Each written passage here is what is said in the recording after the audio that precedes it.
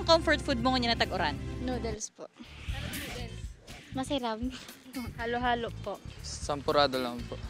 Masarap sa sa tag-uran.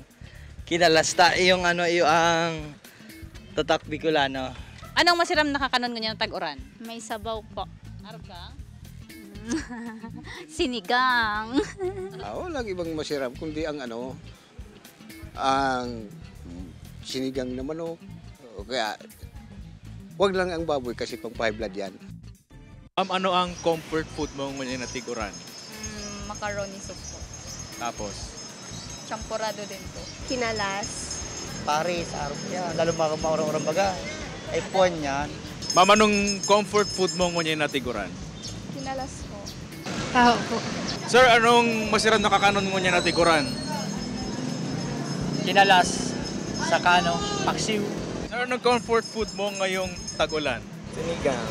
Ha? Sinigang.